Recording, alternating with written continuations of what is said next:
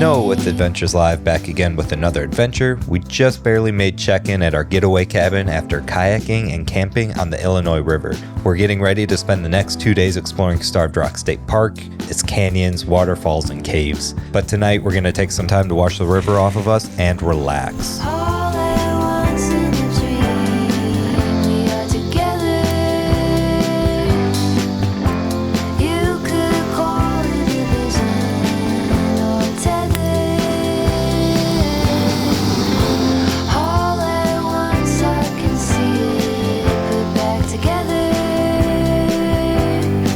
We've got 2 full days planned and we're going to try and knock out as many canyons and trails as we possibly can. Today our main goal is to find out if any of the park's waterfalls are still flowing. It's later in the season, so most of them might have dried up, but we're still going to try.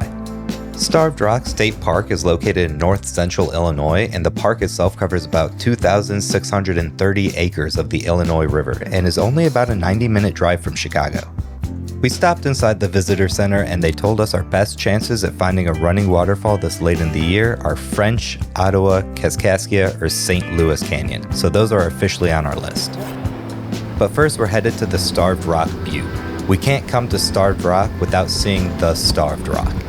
The rock itself is the crown jewel of the park, a towering sandstone butte that rises 125 feet above the Illinois River. Formed from ancient St. Peter sandstone over 400 million years ago, this natural monument offers sweeping panoramic views of the park. We've been going for 7 minutes or so now, and it's kicking our ass already. How high are we from the Illinois? 125 feet. 125 feet, and we might have hiked a quarter of that. So that's where we started the trail, way down there. We're now a little bit higher than that. 15 minutes later. According to legend, Native American warriors once took refuge on this rock, only to perish from starvation, giving the landmark its haunting name. Next, we're heading to French Canyon. It's only about a half a mile from the visitor center and connects directly to the Starved Rock Trail. It's a short trek through the woods and up yet another set of stairs. French Canyon is one of 8 canyons within the park that produces a waterfall, so we're going to see if it's still going. The waterfalls are usually caused by extensive rain or snowmelt, neither of which we've had in July. They tend to dry out during June to early September and even freeze in January and February depending on the temperatures. After climbing a natural set of stairs and some more man-made stairs, we made it to French Canyon, one of the most popular spots at Starved Rock, known for its beautiful narrow sandstone walls and usually pretty impressive waterfall. But not today. The waterfall had completely dried up. There was no flowing water, just a quiet canyon and some very dry rocks. Still beautiful, but maybe next time we'll try coming back in the spring. Next up, we're headed to the east end of the park to check out the Council Overhang. Not a contender for a waterfall, but the trail continues on to 2 more canyons, so we're hopeful. 10 minutes over to the Ottawa Trail. After a short drive from the visitor center, we parked directly at the trailhead. One of the best parts about Starved Rock is that trail access is everywhere. Most hikes start within a few minutes of your car.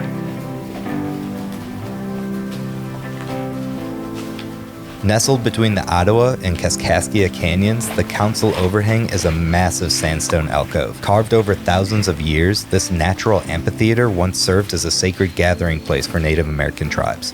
Its acoustics are amazing. Amplified by the overhanging rocks, it's easy to imagine this place full of voices and ceremony. So we made it to the Council Overhang, and it is absolutely massive. You know what? I don't want to lower. I would have to come back with a wide angle lens to capture this or do it any form of justice because I just can't get a single angle that properly conveys how big this thing is. Like it's easily 40 feet tall and maybe 30 feet deep. It's a big feature.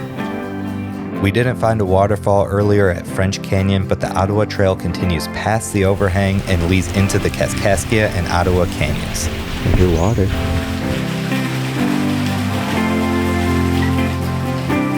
So we made it to Kaskaskia Canyon here, and luckily the waterfall is still running. We actually made it to French Canyon earlier, and that was completely dried up. Not a lot of water flow in here, but a little bit, so we'll take it. Going back along this trail, there's also Ottawa Canyon, so we're gonna stop by there real quick. Let's go check that out.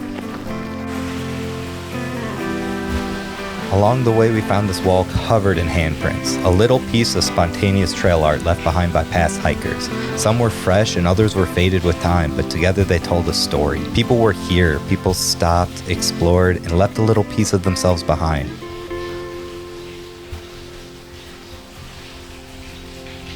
And finally, our last stop for the day, Ottawa Canyon. Unfortunately, it's the same story, just a little bit of dripping water, but no real falls. At this point, after looking for waterfalls all day, we might just be a little too late in the season to catch any actual water flow. So that wraps up day one at Starved Rock State Park. After a day of hiking trails, exploring canyons, and chasing dry waterfalls, we're heading back to our getaway cabin. This is actually our first time booking one, and honestly, we're extremely impressed. This is everything we need: a hot shower, a comfy bed, a little kitchen, and even a fire area outside. The space is really thoughtfully designed with a large floor-to-ceiling window that really opens up the space.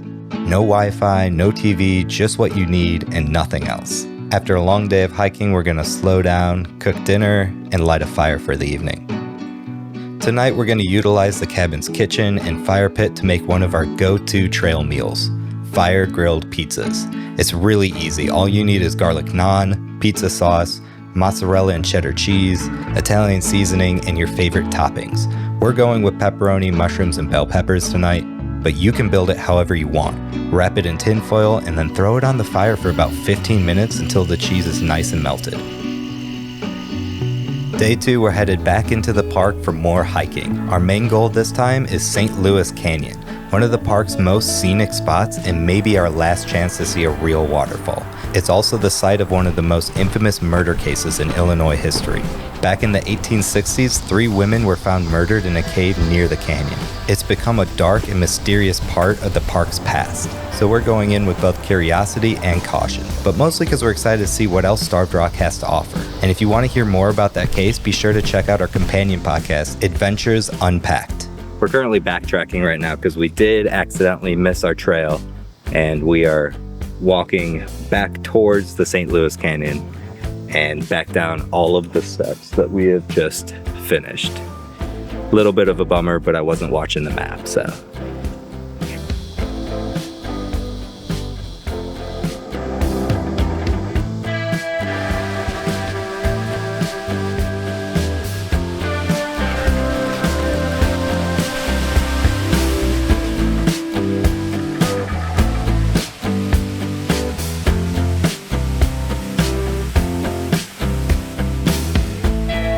So we made it to St. Louis Canyon. The water is still flowing, plentiful. It's the most powerful waterfall we've had since we've been here, so it's really great that we didn't miss the waterfalls completely. It's probably the biggest canyon that we've been in so far. As soon as you enter the waterfall area, it completely opens up. And then we also checked out the unfortunate murder cave where the 3 bodies of the Chicago women were found. Very odd.